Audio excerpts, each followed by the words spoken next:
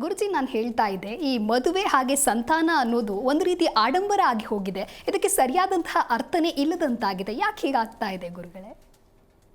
ಹರಿ ಓಂ ಶ್ರೀ ಗುರುಭ್ಯೋ ನಮಃ. ಈಗ ಇಲ್ಲಿ ಒಂದು ಯಕ್ಷ ಪ್ರಶ್ನೆ.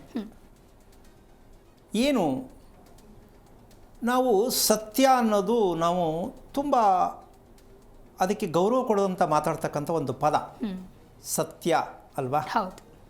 ಸುಳ್ಳು ಅಂತಕ್ಕಂಥದ್ದಕ್ಕೆ ನಾವು ಹೇಳಬೇಕಾಗಿಲ್ಲ, ಬೇಕಾದಷ್ಟು ಅರ್ಥಗಳು ಬರುತ್ತೆ.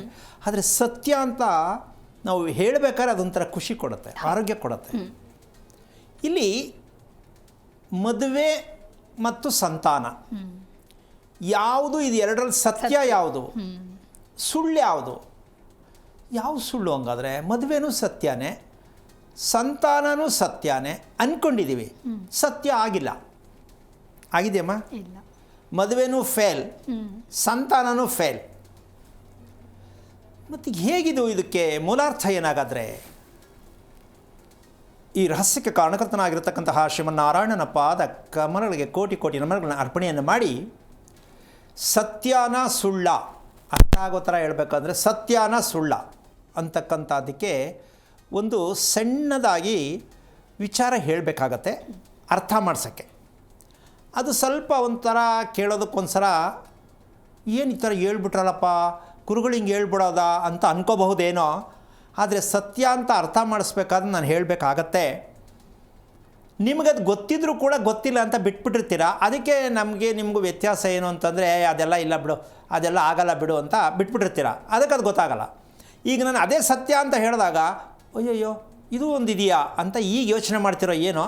ಆದರೂ ಕೆಲವರು ಗೊತ್ತಿದ್ರೂ ಹೇಳೋಕ್ಕೆ ನಾಚಿಕೆ, ಗೊತ್ತಿರುತ್ತೆ ಹೇಳೋಕ್ಕೆ ನಾಚಿಕೆ ಆಗುತ್ತೆ. ಸೊ ಹೇಳಿದ್ರೆ ಒಪ್ತಾರ ಅಂತ ಡೌಟ್ ಆಗುತ್ತೆ. ಹಲವಾರು ರೀತಿ ಗೊಂದಲದಲ್ಲಿ ಸಿಕ್ಕಾಕೊಂಡಿರೋದಕ್ಕಿದು ಯಾವುದು ಸತ್ಯ ಅನ್ನೋದು ಸ್ವಲ್ಪ ಪ್ರಶ್ನೆ. ಅದಕ್ಕೊಂದು ಭಾಗ ಖಂಡಿತ ಕಟ್ ಮಾಡಬೇಕಾಗತ್ತೆ. ಎರಡನ್ನೂ ತೊಗೊಂಡು ಮಾತಾಡೋಕ್ಕಾಗಲ್ಲ, ಹೌದಲ್ಲಮ್ಮ? ಒಂದನ್ನು ಕಟ್ ತೊಗೊಂಡು ಕಟ್ ಮಾಡಬೇಕು. ಆ ಕಟ್ ಮಾಡೋ ವಿಷಯನೇ ಬೇರೆ ಜನಕ್ಕೆ ಬೇಜಾರಾಗತ್ತೆ. ಹಂಗಾದ್ರೆ ಅದಕ್ಕೆ ಮರ್ಯಾದೆ ಇಲ್ವಾ, ಇಲ್ಲಿವರೆಗೂ ಮಾಡ್ಕೊಂಬಿಟ್ಟಿದ್ದು ತಪ್ಪಾ ಅನ್ನೋ ವಾದ ವಿವಾದಗಳು ತುಂಬ ಆಗುತ್ತೆ. ಇಲ್ಲಿ ಅಡುಗೆ ಮಾಡೋದು ಮುಖ್ಯ ಅಲ್ಲ, ಊಟಕ್ಕೆ ಬಡಿಸೋದು ಮುಖ್ಯ ಆಗುತ್ತೆ. ಏನು ಹೇಳ್ತೀಯಮ್ಮ?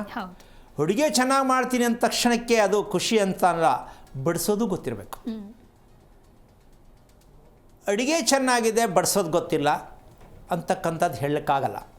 ಹಾಗಾಗಿ ಈ ಎರಡರ ಮಧ್ಯೆ ಒಂದನ್ನು ಖಂಡಿತ ಒಂದು ಕಟ್ ಮಾಡಬೇಕು ಅಂದರೆ